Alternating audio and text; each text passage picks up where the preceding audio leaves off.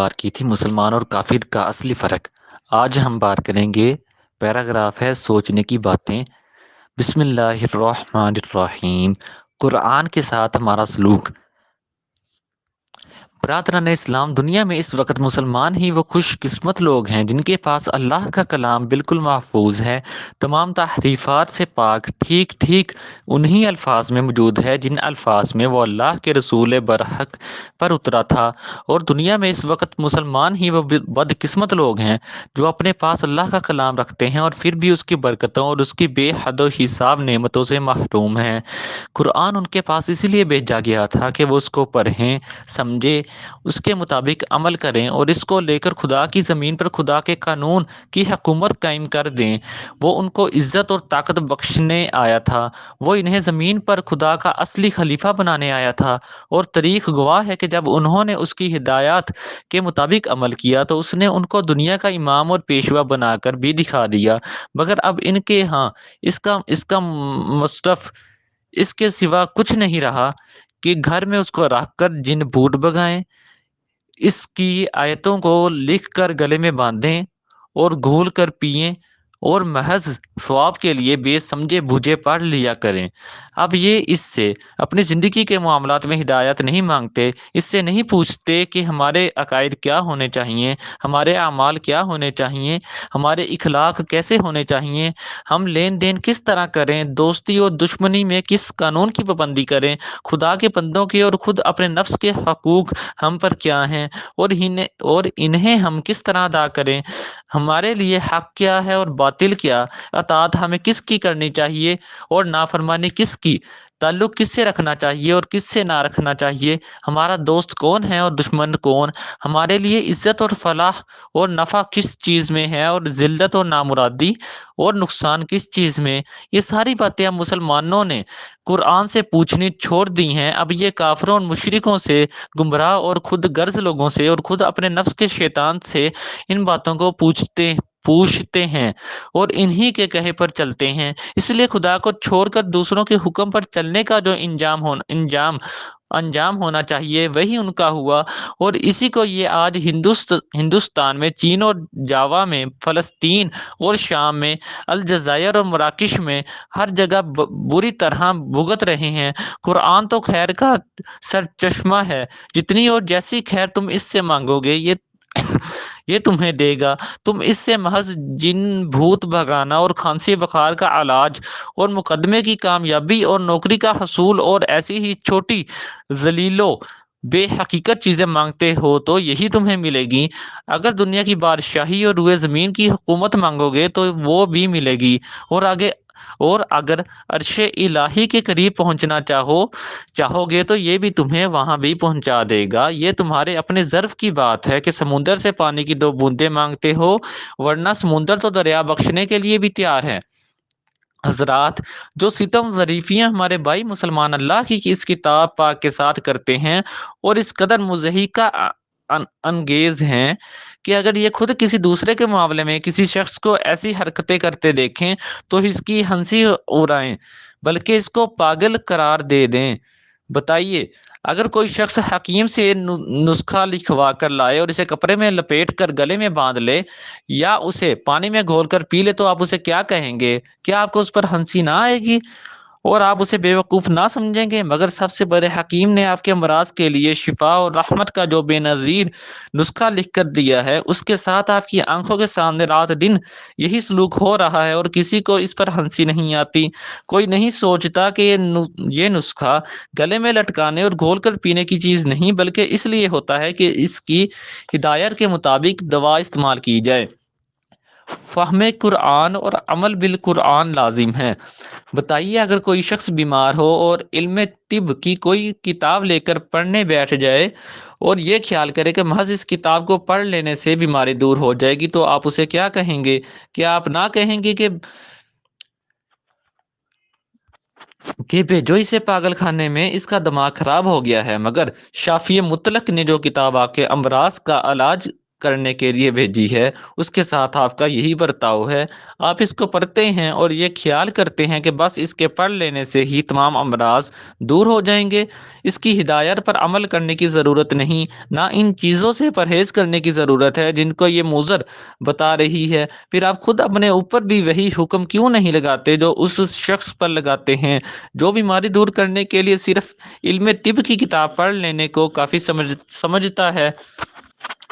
آپ کے پاس اگر کوئی خط کسی ایسی زبان میں آتا ہے جسے آپ نہ جانتے ہوں تو آپ ڈورے ہوئے جاتے ہیں اور اس زبان کے جاننے والے سے اس کا مطلب پوچھیں۔ جب تک آپ اس کا مطلب نہیں جان لیتے تو آپ کو چین نہیں آتا۔ یہ معمولی کاروبار کے خطوط کے ساتھ آپ کا برتاؤ ہے جن میں زیادہ سے زیادہ 4 پیسوں کا فائدہ ہو جاتا ہے، مگر خدا وند عالم کا جو خط آپ کے پاس آیا ہوا ہے اور جس میں آپ کے لیے دین و دنیا کے تمام فائدے ہیں، اسے آپ اپنے پاس یوں ہی رکھ چھوڑتے ہیں۔ اس کا مطلب سمجھنے کے لیے کوئی بے چینی آپ میں پیدا نہیں ہوتی؟ کیا یہ حیرت و تعجب کا مقام نہیں؟ اللہ کی کتاب پر ظلم کا نتیجہ۔ یہ باتیں میں ہنسی دل لگی کے لیے نہیں کر رہا ہوں۔ آپ ان باتوں پر غور کریں گے تو آپ کا دل گواہی دے گا کہ دنیا میں سب سے بڑھ کر ظلم اللہ کی اس کتاب پاک کے ساتھ ہو رہا ہے، اور یہ ظلم کرنے والے وہی لوگ ہیں جو کہتے ہیں ہم اس کتاب پر ایمان لائے ہیں اور اس پر جان قربان کرنے کے لیے تیار ہیں۔ بے شک وہ ایمان رکھتے ہیں اور اسے جان سے زیادہ عزیز رکھتے ہیں، مگر افسوس یہ ہے کہ وہی اس پر سب سے زیادہ ظلم کرتے ہیں۔ اللہ کی کتاب پر ظلم کرنے کا جو انجام ہے وہ ظاہر ہے۔ خوب سمجھ لیجئے، اللہ کا کلام انسان کے پاس اس لیے نہیں آتا کہ وہ بدبختی اور مصیبت میں مبتلا ہو۔ سورۃ الطٰہٰ کی 2 نمبر آیت۔ یہ شکاوت اور بدبختی کا ذریعہ نہیں ہے۔ یہ قطعی ناممکن ہے کہ کوئی قوم خدا کے کلام کی حامل ہو اور پھر دنیا میں ذلیل و خوار ہو، دوسروں کی محکوم ہو، پاؤں میں روندی اور جوتیوں سے ٹھکرائی جائے، اس کے گلے میں غلامی کا فندہ ہو اور غیروں کے ہاتھ میں اس کی باگیں ہوں، اور وہ اس کو اس طرح ہانکیں جیسے جانور ہانکے جاتے ہیں۔ یہ انجام اس کا صرف اسی وقت ہو سکتا ہے جب وہ اللہ کے کلام پر ظلم کرتی ہے۔ بنی اسرائیل کا انجام آپ کے سامنے ہے۔ اس کے پاس تورات اور انجیل بھیجی گئی تھی اور کہا گیا تھا، سورۃ المائدہ 66 نمبر، اگر وہ تورات اور انجیل اور ان کتابوں کی پیروی پر قائم رہتے جو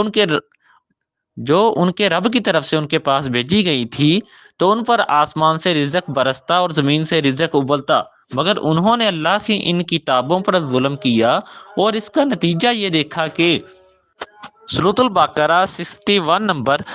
ان پر ذلت اور محتاجی مسلط کر دی گئی اور خدا کے غضب میں گر گئے۔ یہ اس لیے کہ وہ اللہ کی آیات سے کفر کرنے لگے تھے اور پیغمبروں کو ناحق قتل کرتے تھے،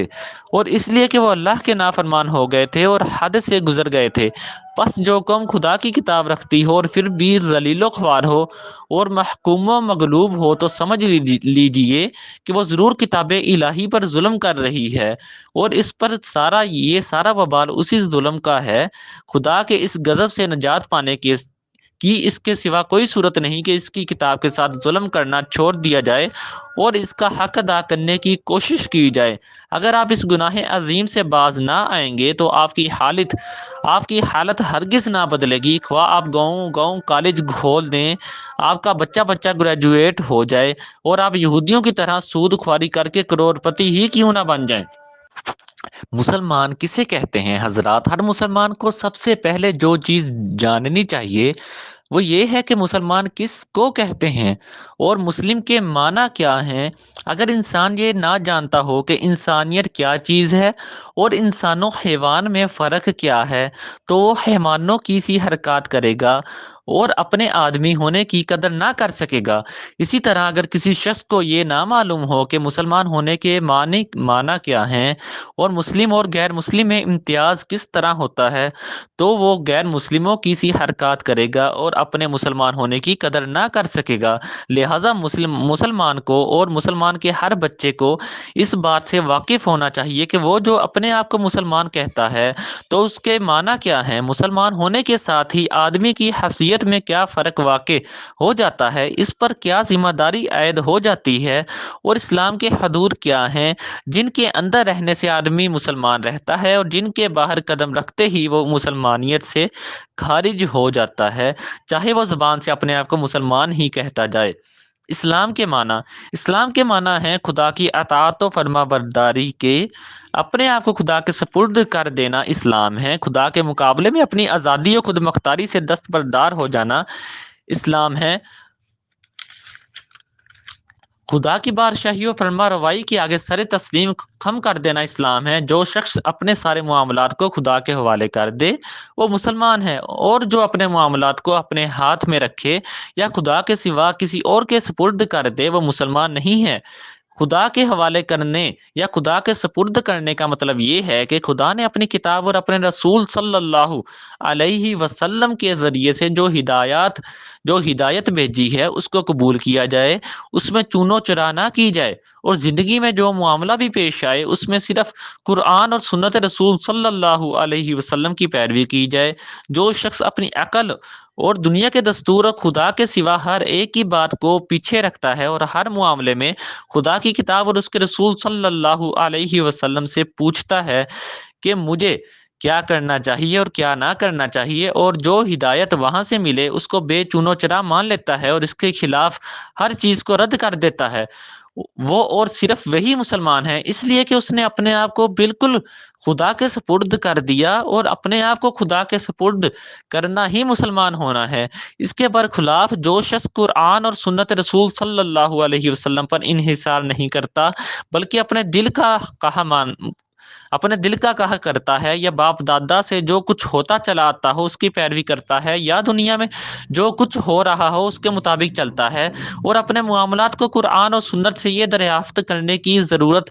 ہی نہیں سمجھتا کہ اسے کیا کرنا چاہیے، یا اگر اسے معلوم ہو جائے کہ قرآن و سنت کی ہدایات یہ ہیں اور پھر وہ اس کے جواب میں کہتا ہے کہ میری عقل اسے قبول نہیں کرتی، اس لیے میں اس بات کو نہیں مانتا، یہ باپ دادا سے تو اس کے خلاف عمل ہو رہا ہے لہٰذا میں اس کی پیروی نہ کروں گا، یا دنیا کا طریقہ اس کے خلاف ہے لہٰذا میں اسی پر چلوں گا، تو ایسا شخص ہرگز مسلمان نہیں ہے، وہ جھوٹ کہتا ہے اگر اپنے آپ کو مسلمان کہتا ہے۔ مسلمان کے فرائض: آپ جس وقت کلمہ لا الہ الا اللہ محمد الرسول اللہ پڑھتے ہیں اور مسلمان ہونے کا اقرار کرتے ہیں، اسی وقت گویا آپ اس بات کا اقرار کرتے ہیں کہ آپ کے لیے قانون صرف خدا کا قانون ہے، آپ کا حاکم صرف خدا ہے، آپ کو اطاعت صرف خدا کی کرنی ہے، اور آپ کے نزدیک حق صرف وہ ہے جو خدا کی کتاب اور اس کے رسول صلی اللہ علیہ وسلم کے ذریعے سے معلوم ہو۔ اس کے معنی یہ ہیں کہ آپ مسلمان ہوتے ہی خدا کے حق میں اپنی آزادی سے دستبردار ہو گئے ہیں۔ اب آپ کو یہ کہنے کا حق نہیں نہ رہا کہ میری رائے یہ ہے، یا دنیا کا دستور یہ ہے، یا خاندان کا رواج یہ ہے، یا فلاں حضرت یا فلاں بزرگ یہ فرماتے ہیں۔ خدا کے کلام اور اس کے رسول صلی اللہ علیہ وسلم کی سنت کے مقابلے میں اب ان میں سے کوئی چیز بھی آپ نہیں کر سکتے۔ اب آپ کا کام یہ ہے کہ ہر چیز کو قرآن اور سنت کے سامنے پیش کریں، جو کچھ اس کے مطابق ہو وہ قبول کر لیں، اور جو کچھ اس کے خلاف ہو اسے اٹھا کر پھینک دیں، خواہ وہ کسی کی بات اور کسی کا طریقہ ہو۔ اپنے آپ کو مسلمان بھی کہنا اور پھر قرآن و سنت کے مقابلے میں اپنے خیال یا دنیا کے دستور یا کسی انسان کے قول یا عمل کو ترجیح دینا، یہ دونوں ایک دوسرے کی ضد ہیں۔ جس طرح کوئی اندھا اپنے آپ کو آنکھوں والا نہیں کہہ سکتا، کوئی نک کٹا اپنے آپ کو ناک والا نہیں کہہ سکتا، اسی طرح کوئی ایسا شخص اپنے آپ کو مسلمان بھی نہیں کہہ سکتا جو اپنی زندگی کے سارے معاملات کو قرآن اور سنت کا تابع بنانے سے انکار کر دے اور خدا اور رسول صلی اللہ علیہ وسلم کے مقابلے میں اپنی عقل یا دنیا کے دستور یا کسی انسان کے قول و عمل کو پیش کرے۔ جو شخص مسلمان نہ رہنا چاہتا ہو اسے کوئی مسلمان رہنے پر مجبور نہیں کر سکتا، اسے اختیار ہے کہ جو مذہب چاہے اس اختیار کرے اور اپنا جو نام چاہے رکھ لے، مگر جب وہ اپنے آپ کو مسلمان کہتا ہے تو اس کو خوب سمجھ لینا چاہیے کہ وہ مسلمان اسی وقت رہ سکتا ہے، اسی وقت تک رہ سکتا ہے جب تک وہ اسلام کی سرحد میں رہے۔ خدا کے کلام اور اس کے رسول صلی اللہ علیہ وسلم کی سنت کو حق اور صداقت کا معیار تسلیم کرنا اور اس کے خلاف ہر چیز کو باطل سمجھنا اسلام کی سرحد ہے۔ اس سرحد میں جو شخص رہے وہی مسلمان ہے۔ اس سے باہر قدم رکھتے ہی آدمی اسلام سے خارج ہو جاتا ہے، اور اس کے بعد وہ اگر اپنے آپ کو مسلمان سمجھتا ہے اور مسلمان کہتا ہے تو وہ خود اپنے نفس کو بھی دھوکہ دیتا ہے اور دنیا کو بھی۔ سورۃ المائدہ 44 نمبر۔ وَمَن لَّمْ يَحْكُم بِمَا أَنزَلَ اللَّهُ فَأُولَٰئِكَ هُمُ الْكَافِرُونَ، اور جو اللہ کے نازل کردہ قانون کے مطابق فیصلہ نہ کریں وہی کافر ہیں۔ آج ہم بات کریں گے کہ شریعت نے ہمارے لیے